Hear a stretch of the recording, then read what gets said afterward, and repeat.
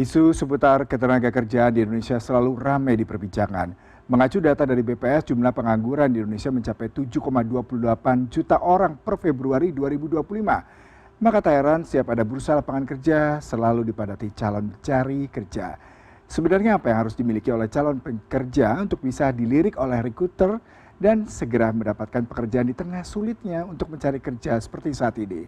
Untuk membahasnya telah hadir melalui sambungan virtual Coach Karir Mas Reni Suardono. Selamat pagi, Mas.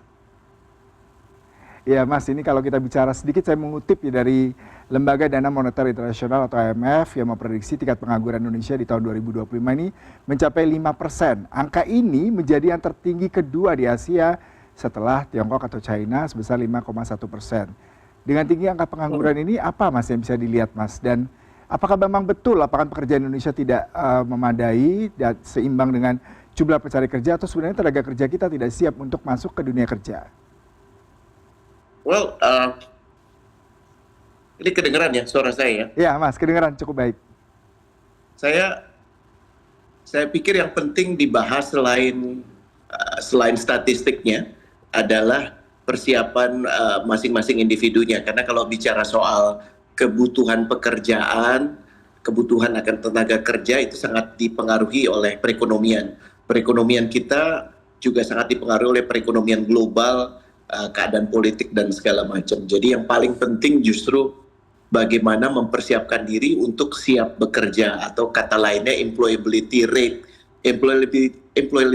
Employability rate itu artinya saat seseorang lulus dari kuliah, apakah dia langsung siap bekerja, dan kenyataannya lulusan perguruan tinggi di Indonesia termasuk rendah. Kalau nggak salah angkanya tuh 8-10%. Jadi dari 100 lulusan hanya 8-10 yang siap langsung kerja. Kenyataannya begitu, Mas. Mas Rene, berarti ini menunjukkan tenaga kerja dari kalangan terdidik ataupun yang lulusan dari perguruan tinggi ataupun mungkin sekolah menengah atas tidak memiliki kapabilitas dengan persaingan dunia kerja yang pasti membutuhkan skill dan juga kapasitas yang lain. Bagaimana Anda melihat apakah sistem pendidikan yang salah, mereka tidak meningkatkan keterampilan tambahan, atau seperti apa, Mas Rene? Saya nggak suka ngelihat apa yang salah, saya justru sedang melihat apa yang bisa dibenahi. Yang bisa dibenahi sebenarnya pada level individu, harus ada beberapa persiapan selain dari persiapan akademis, ya. Artinya kalau memang harus sudah waktunya lulus, ya jangan cuman merasa cukup dengan menerima ijazah. Yang lebih penting dari itu, beberapa tahun sebelum lulus sudah membangun jejaring, sudah mulai memahami area-area mana yang dia akan tuju. Namun yang paling penting, dan ini yang paling sering dilupakan, adalah persiapan emosional, ya, persiapan dari dalam diri. Karena ego itu bicaranya kalau sudah ekstrim kanan atau ekstrim kiri. Ego ekstrim kanan tuh merasa bahwa aku bukan apa-apa. Muncullah ketidakyakinan, muncullah lack of confidence bahasanya, merasa aku nggak pantas. Tapi di sisi lain juga menggampangkan. Nah, kita nggak mau dua-duanya, kita ingin di tengah. Kita ingin jadi orang-orang yang nggak senantiasa memikirkan me, myself, and I, saya lagi, pekerjaan saya, hidup saya, duit saya, gaji saya. Tapi lebih jauh dari itu, kira-kira kalau saya ada di situ, apa yang bisa saya kontribusikan ya? Jadi pertanyaannya bukan, nanti kalau saya di situ gaji berapa, job description apa, tapi saya meyakini nggak yang organisasi ini sedang lakukan, dan kira-kira yang bisa saya lakukan apa ya di situ ya? Apa bedanya ada saya dan nggak ada saya? Fundamental besarnya kurang lebih gitu, Mas Yuda. Iya, Mas Rene, dengan pengalaman Mas Rene sebagai coach career sejauh ini, temuan tadi salah satunya melihat bagaimana kita bisa memposisikan diri kita sebagai pekerja, tidak hanya melihat diri kita sebagai pencari kerja dan mementingkan diri sendiri, tapi juga kita bisa agile ya, bisa suitable dengan semua lowongan pekerjaan. Apakah ini merupakan salah satu fakta yang sering ditemukan, mengingat memang selain keterampilan, tadi masalah ego, masalah psikologi juga merupakan salah satu variabel. Sementara kalau mengenai keterampilan, skill tambahan seperti apa yang dibutuhkan dalam lapangan pekerjaan saat ini, Mas Rene? Kalau saya menyebutnya transferable skills, ada beberapa orang menyebutnya human skills. Jadi antara orang yang mengerti mengerjakan hitungan akuntansi, ya ada dua orang, yang satu ngerti hitungan akuntansi dan yang satu lagi bisa mengekspresikan dengan baik ke orang lain.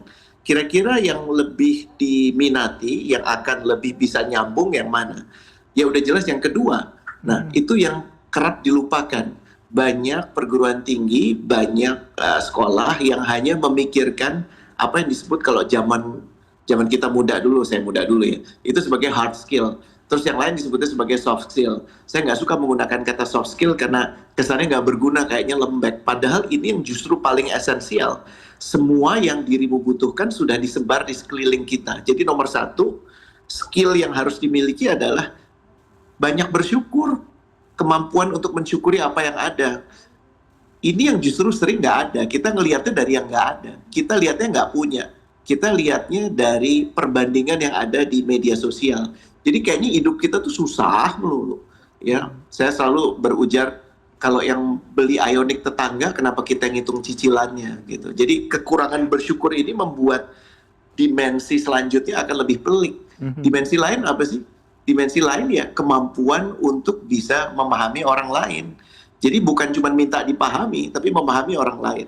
Coba deh perhatikan berapa banyak tenaga kerja yang cuma aku introverted, oh aku cocoknya ini, aku cocoknya itu. Tapi bukan begitu cara memandang diri. Cara memandang diri adalah memahami kapasitas dan membuat diri untuk jadi lebih terbuka, ya, mengerjakan hal-hal lain. Bukan minta dipahami, tapi berusaha memahami sekitar. Itu sih, bro. Berarti sedari awal lebih memahami alert terhadap potensi diri. Tapi kadang-kadang kita tadi ya, salah satunya melihat kita tidak mampu karena tidak mempunyai kemampuan di bidang exact, sehingga pekerjaan-pekerjaan terkait dengan tadi mungkin hitung-hitungan dan kemudian sesuatu yang logika karena kita mungkin backgroundnya IPS ataupun sosial tidak cocok, lalu lapangan pekerjaan di bidang tersebut tidak terlalu banyak. Lalu bagaimana nih Mas menjembataninya? Karena kadang-kadang kan kita sendiri juga harus sadar diri, mawas diri, cocok nggak dengan pekerjaan itu. Kadang-kadang yang selalu dilakukan ada filternya dari individunya seperti itu. Nah, membuka wacananya seperti apa nih Mas untuk para calon tenaga kerja maupun mungkin pekerja-pekerja lainnya yang saat ini terdampak akibat PHK? Well, cara pandang itu bahwa cocok-cocokan, saya nggak dapat karena saya dulu nggak punya. Nggak, kenapa nggak berangkatnya dari yang kau miliki, yang kau punya? Ya, isi dulu dirimu dengan kebersyukuran bahwa kalau kau punya ijazah S1, ya pahami bahwa itu hanya 1 dari 10 manusia Indonesia. Jadi kau melihat dirimu itu justru dari kebersyukuran itu. Lah kalau memang backgroundnya sosial, ngapain mau ngerjain hitung-hitungan? Ya soalnya pekerjaannya ada yang hitung-hitungan. Ya tapi kan ada pekerjaan yang sosial juga, pekerjaan yang membutuhkan ilmu-ilmu sosial yang mungkin dirimu nggak lihat, atau lebih tepat lagi dirimu nggak mau lihat. Pekerjaan itu ada di mana-mana. Cuman problemnya kita mengidentifikasikan ada di mananya dan membuat kita menjadi orang yang tepat di situ. Kurang lebih itu sih, Mas. Iya, Mas ini terakhir nih. Salah satu hal yang kadang-kadang menjadi momok dan menjadi salah satu kendala dan menantang buat para pekerja adalah sesi wawancara. Selain tadi ada dokumen, kemudian juga kita mawas diri untuk meng-apply ke lowongan pekerjaan mana yang sesuai dengan skill, soft skill, dan juga latar belakang pendidikan. Beberapa dari teman saya maupun mungkin pemirsa CNN selalu gagal nih kalau pada tahapan wawancara dengan HR ataupun bagaimana mereka negosiasi mengenai gaji dan mereka mengelaborasi kemampuan mereka sehingga mereka layak bekerja di sana. Mas Rene, terakhir nih, adakah saran ataupun mungkin tips buat para pencari kerja di sana untuk lolos di tahapan ini, salah satunya Mas Rene? Orang-orang terbaik itu nggak nyari kerja, orang-orang terbaik itu diminta untuk kerja, untuk diajak bergabung, ya. Dan mereka melakukan itu dengan unjuk karya. Unjuk karya tidak menunggu setelah kuliah, tapi saat kuliah sudah melakukan berbagai macam hal. Kita pasti ingat siapa orang yang paling ringan tangan setiap kali ada kegiatan satu, kegiatan lain. Nah, ini bukan proses instan. Lagi-lagi, saya katakan mencari pekerjaan itu bukan proses instan kayak minum obat puyer atau obat anti pening. Tapi ini adalah proses sepanjang hidup yang terus harus kita kembangkan. Bagaimana kau bisa mendapatkan pekerjaan adalah seberapa banyak orang yang mengenalmu dan mengenalmu sebagai apa. Gitu. Jadi kan sekarang udah ada media sosial, udah begitu banyak hal-hal yang membutuhkan kerelawanan. Ya terlibat di sana. Kalau kau tidak pernah menyediakan dirimu untuk itu, ya repot. Gitu ya. Wah, menarik sekali perbincangan dengan Mas Rene. Semoga bisa memberikan banyak insight buat pencari kerja di luar sana.